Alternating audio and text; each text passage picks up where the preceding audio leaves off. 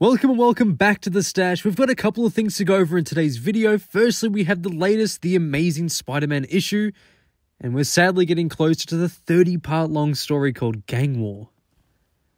God help me. This issue is slowly building up to it, and we're also going to be taking a look at one of the main men in charge of this godforsaken comic, and what he had to say when a fan called the team out for this being the worst Spider-Man comic run in history within the letters section. But before we get into it, we are trying to hit 650 subscribers before the end of the month, and with your help, I know we can do it, so be sure to like and subscribe for more Spidey content. With that being said, let's get straight into the video. So just in case you've missed the previous issues, I'll go over a quick recap. The demonic dimension of Limbo was granted an embassy in New York, allowing its denizens to roam the city streets. This includes Spidey's biggest admirer and self-declared protege, Wreck-Rap, and his nemesis, the Insidious Six. But when Wreck-Rap and the rest start causing problems for New York City, the Repossessor is sent to take them back to their dimension. Despite his better judgment, Spider-Man saved Wreck-Rap from being devoured by the Repossessor, but something about the new demon felt eerily familiar to Peter. What's more, the Repossessor seems to know Spider-Man's secret identity. Now with all that out of the way, our story begins with the Repossessor claiming Peter owes him something. Randy then knocks on the door asking Peter for help to track down Spider-Man because he needs some assistance to get rid of Fisk's laws. Unfortunately for Randy, however, this scene doesn't really end well for him. Oh god, I just remembered what's next. I generally can't stand this issue. Like, I'm just looking at my script that I wrote, and I just started writing a bunch of things that I can't say on the internet. I can do this. I can do this. Okay. Tally-ho. We're thrown right into this oddly colourful scene with a bane of my existence, besides Paul, that is, Wreck-Rap.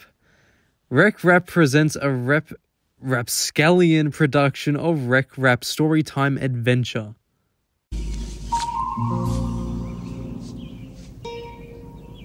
What the fuck is this piece of shit?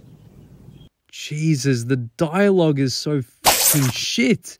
It's like Zeb Wells saw Bizarro and thought, how can I make him 10 times more fucking annoying? It's wanging time? Ew. That's just wrong on so many levels.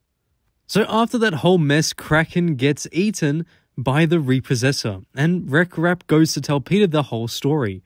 Also, this whole thing just makes me severely uncomfortable. I mean, Zeb Wells, you just make me sick.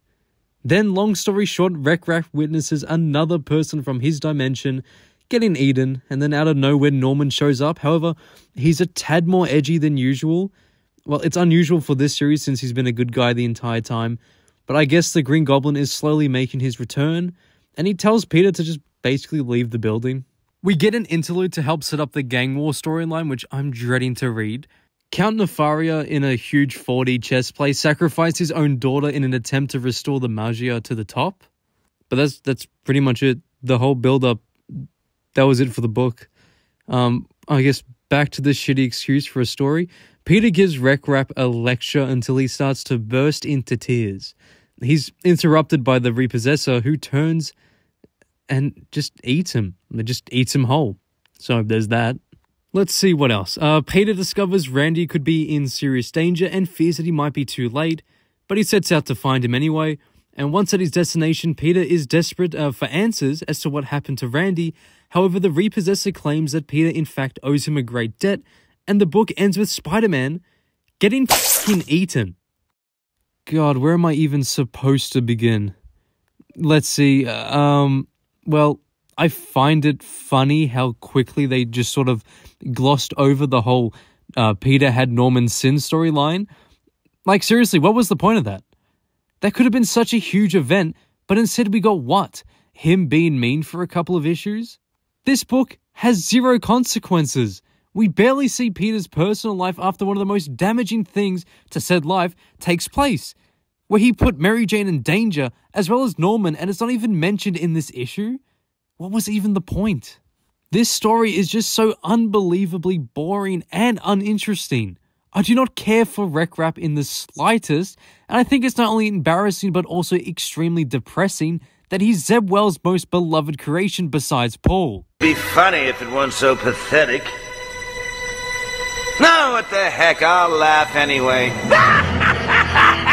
And to be honest, Rec Rap in many ways sums up Zebwell's writing.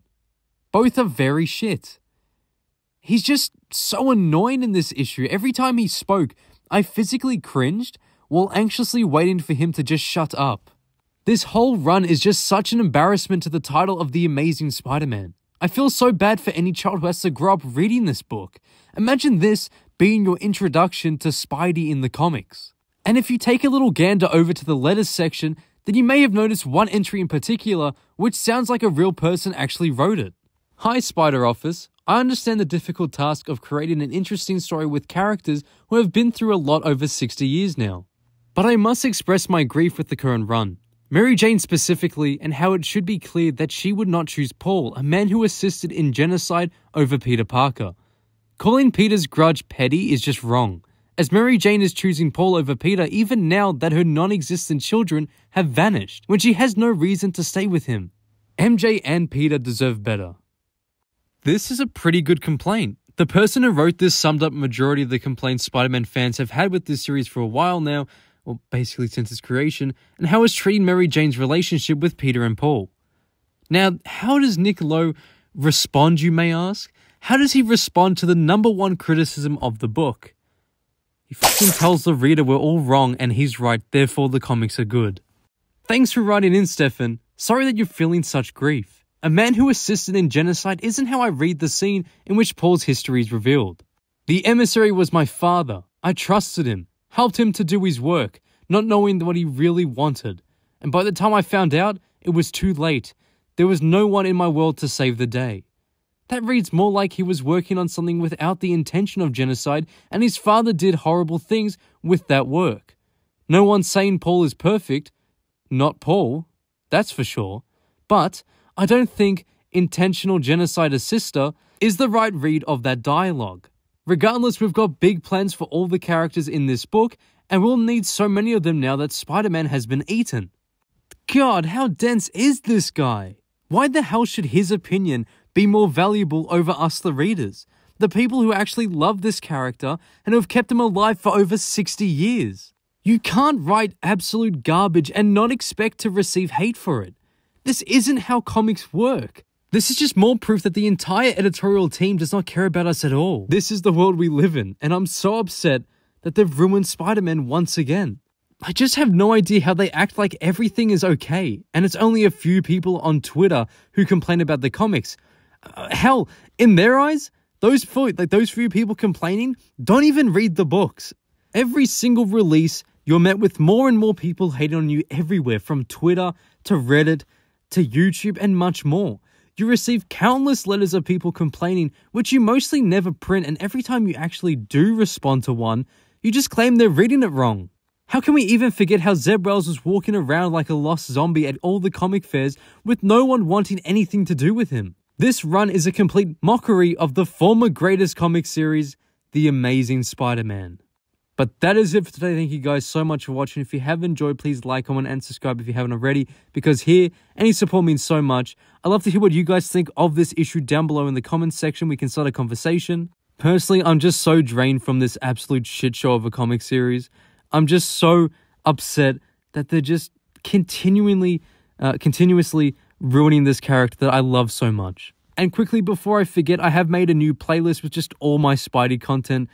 So if you want to give that a little watch, more than welcome to. Any support, as I said here, means the world. But be sure to tune in next time for more Spidey content. Same web time, same web channel. Thank you guys again for watching, and see you in the next one.